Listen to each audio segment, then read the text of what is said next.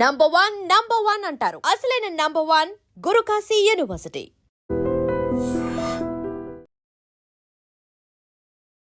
చేసులేండి బయట లాక్ చేస్తుంది, లోపల లాక్ చేస్తుంది, యువతలది లోపల గడెట్ ఉంటుంది. అవతలతో తీరు ఎప్పుడు అవతలతో లాక్ తీసేస్తుంది, లోపల నుంచి లాక్ తీసేది చాలా గుర్తుతోటి. డ్రైవర్ బాబు ఎప్పుడే డ్యూటీ తెచ్చారు, అక్కడ కోసం తాటికెళ్ళి ఎప్పుడు తెచ్చారు అక్కడే అక్కడ అవుతానండి. అక్కడ పెద్ద అక్కడ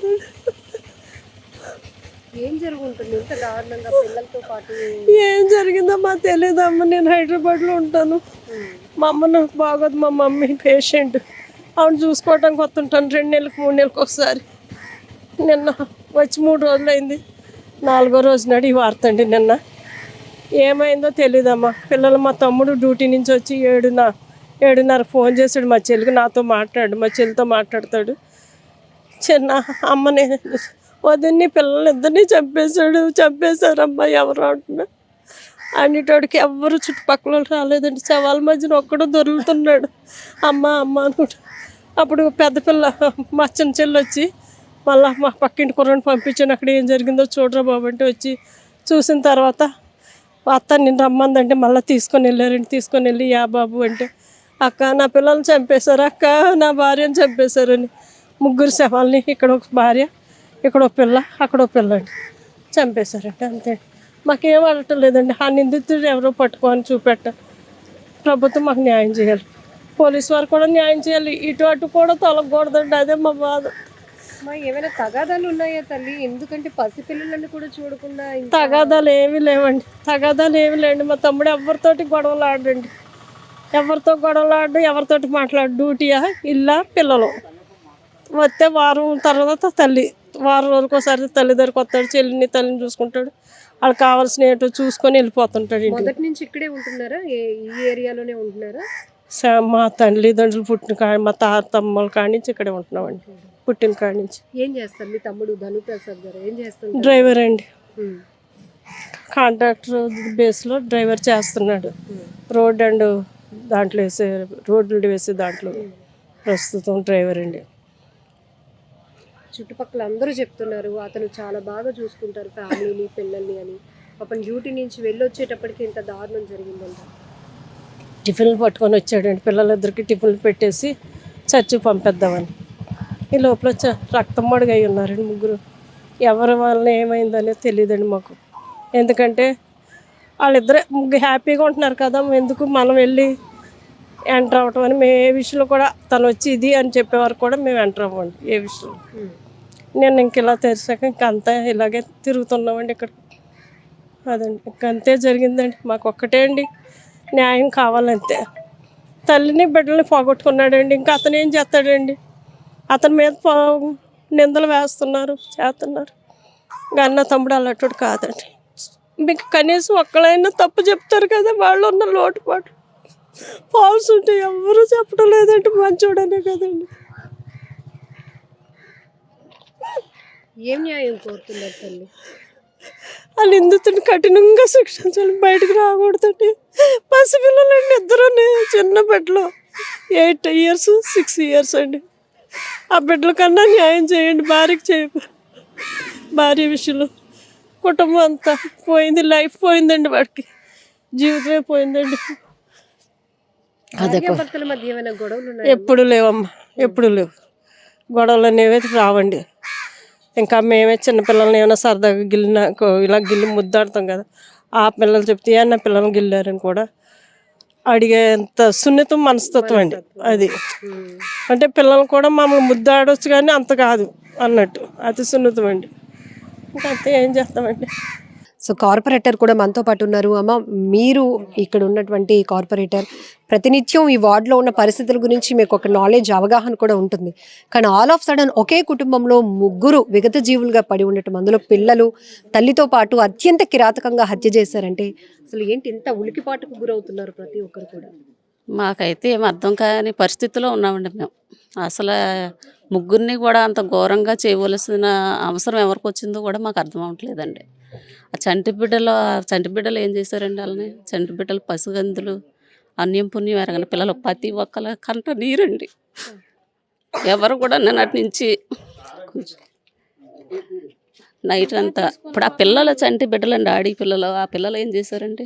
ప్రతి ఒక్కరు కూడా ఈ జనం కూడా ఆందోళన పరిస్థితిలో ఉన్నారు. ఏం మాట్లాడాలో కూడా అర్థం అవ్వట్లేదు. ఇప్పుడు మాకు ఇక్కడ జనాలు కూడా భయభ్రాంతులు అయిపోయారండి. ఇప్పటి వరకు మేము నైట్ 12 అయినా 1 గంట అయినా బయట పిల్లలు ఆడుకుంటారు, బయట పల్లెలు పడుకుంటారు. విశాలంగా ఉన్నాయి వీధులు కూడా. ఎవరో ఎప్పుడు కూడా భయం లేదండి మాకు. ఎన్ని సంవత్సరాల నుంచి ఇక్కడ జీవిస్తున్నామండి, ఎప్పుడు మాకు భయం అన్నది మాకు లేదు. తల్లి ఈ స్ట్రీట్ లైట్ వెలుగుతుందా? వెలుగుతాయండి. ఇంత అసలు లైట్లు suspense గా ఉంది అసలు mystery గా. లైట్లు వెలగడం అదేం లేదండి. కాకపోతే మాకు ఇటు సైడ్ జగన్ లేఅవుట్ వచ్చిందండి. ఆ జగన్ లేఅవుట్ వచ్చిన తర్వాత వెనకాల స్ట్రీట్ లైట్లు, ఆ రోడ్డు మెయిన్ రోడ్డు మీద లైట్లు లేవండి, చీకటి అంధకారం. నేను కౌన్సిల్లో 2-3 సార్లు చెప్పానండి. కౌన్సిల్ మీడియా కూడా నేను 2-3 సార్లు యాక్సిడెంట్లు అయిపోయాయండి. ఇప్పుడు ఎవరు పట్టించుకోవట్లేదో ఎందుకు అది మేము తెలియజేసినా సరే లారీలు రోడ్డు చివరినే ఆగుతామండి. అక్కడ దానికి సంబంధించిన లారీలండి, బాటనీ కంపెనీకి సంబంధించిన లారీలండి. ఇప్పుడు వాళ్ళు ఏదన్నా స్టాండింగ్ చూసి అక్కడ పెట్టుకోవాలా. జనాలు నడిచి రోడ్డుని అలా బ్లాక్ చేయడం అన్నది కరెక్ట్ కాదు కదండి. ఇప్పుడు యాక్సిడెంట్లు అవుతున్నాయి, వాళ్ళు ఎవరో మాకు తెలియరు. ఎక్కడెక్కడి నుంచో వచ్చి ఇక్కడ నైట్ అంతా ఉంటున్నారు.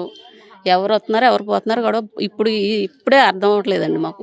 అంటే పర్టికులర్గా ఈ కుటుంబం మీదే అంత పగ, అంత కక్ష కాకపోతే పిల్లలతో పాటు ఇంత దారుణంగా చేయాలి. పోనీ ఏమైనా వస్తువులు పోయాయి అంటే దొంగతనానికి ఎవరో వచ్చారు చేశారు అని అనుకోవడానికి ఎంత పగున్న పసిపిల్లల మీద అది తీర్చుకోవాలి అనుకోవడం కూడా చాలా మాకు అది అర్థం కావట్లేదండి. మేము పోలీసు వారికే వదిలేసామండి. వాళ్ళే మాకు మా పేటలో ఈ కుటుంబానికి ఆ చనిపోయిన ముగ్గురికి న్యాయం జరగాలండి.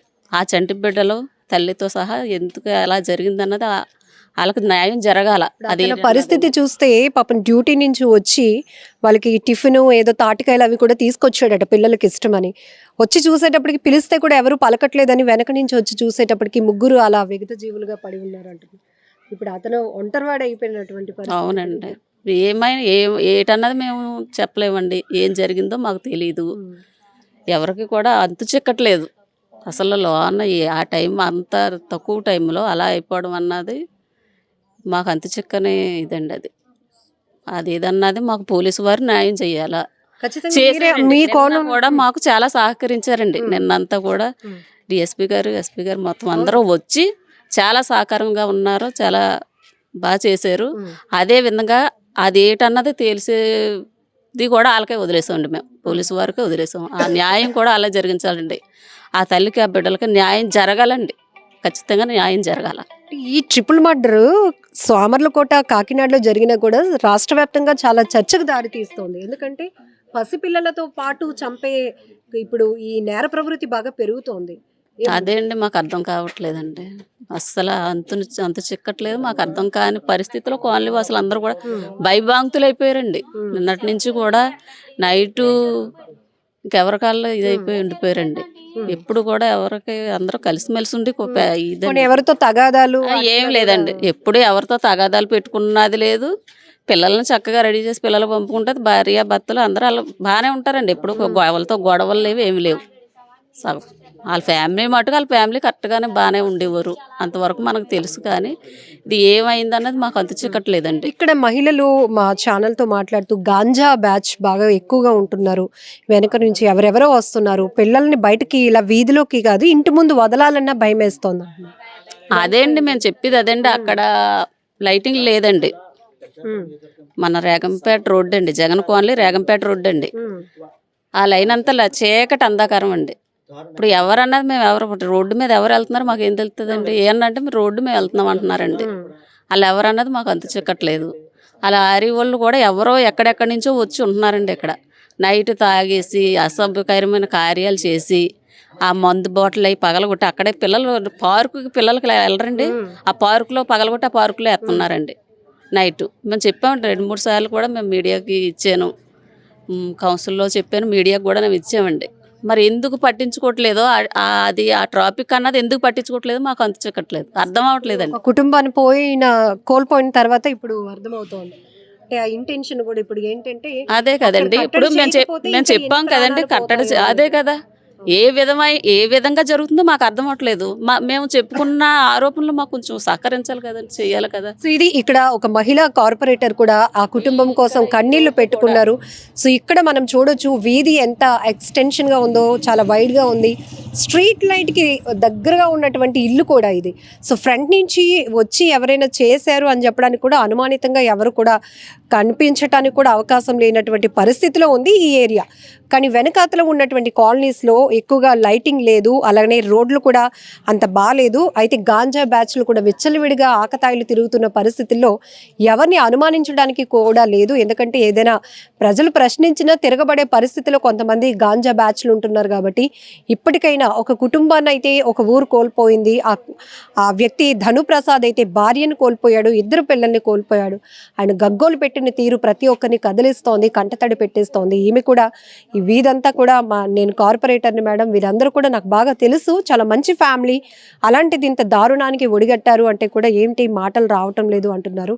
ఏదేమైనా చాలా బాధాకరమైన విషయం. ఇలాంటి ఆకృత్యాలు, ఇలాంటి దారుణాలు ఆగాలి. ఖచ్చితంగా ఆగకపోతే ప్రాణాలకి అసలు ఎక్కడ కూడా ఒక బాధ్యత లేదు, ఒక రెస్పాన్సిబిలిటీ లేనటువంటి పరిస్థితిలో ప్రజల ప్రాణాలు గాలికి వదిలేశారా అన్నట్టుగా కూడా కొన్ని పరిస్థితులు చాలా క్లియర్గా కనపడతా ఉన్నాయి అనేది కూడా. మహిళలు అయితే మాత్రం పిల్లల్ని బయటకు తీసుకురావాలంటేనే భయపడుతున్నాం మేడం. నిన్న ఈ 3 హత్యలు జరిగినాక ఈరోజు మా హస్బెండ్స్ కూడా డ్యూటీలకు వెళ్లకుండా మాకు కాపలాగా ఉండాల్సినటువంటి పరిస్థితి వచ్చింది.